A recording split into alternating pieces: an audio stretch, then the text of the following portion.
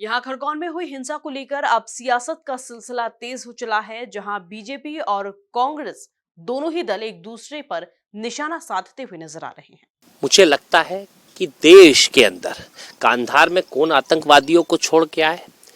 किनके शासन में रोज आतंकवादी गतिविधियां होती हैं,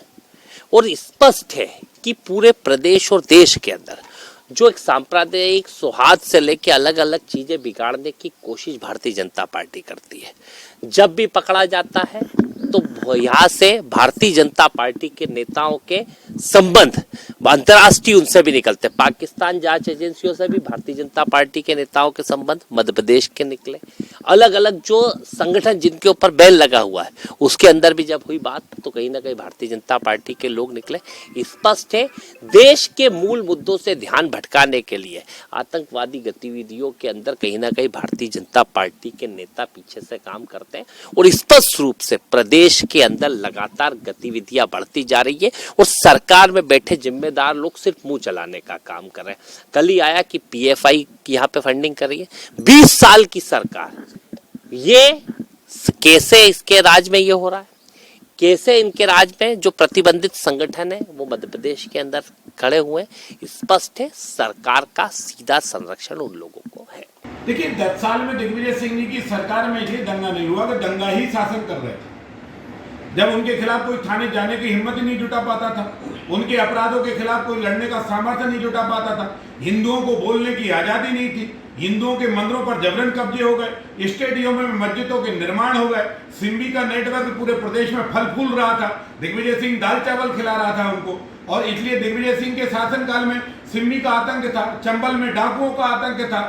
और उनके स्वयं के मंत्री का गला काट दिया गया था नक्सलाइटों द्वारा। गोमाता की काटने की हत्याएं सर चढ़कर बोल रही थी। हुआ तो गंजबासोदा में आगजनी उनके ही शासनकाल में हुई गोमाता की हत्या में, जिसमें आज जो हमारे मुख्यमंत्री शिवराज सिंह चौहान जी उस समय उन्होंने उस बात का विरोध लेकर पद यात्रा की थी। और इसलिए दिग्विजय सिंह जी का जो शासन था वो ये मान लें कि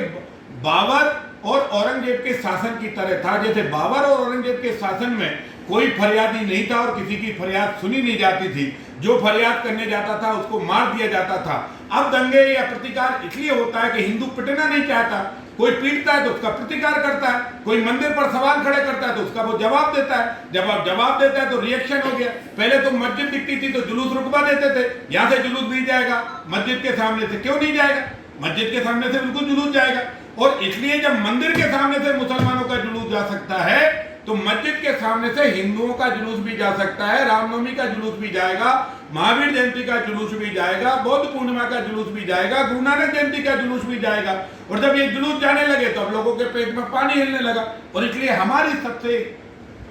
गुजारिश है कि दिग्विजय सिंह जी का शासनकाल भय का शासनकाल,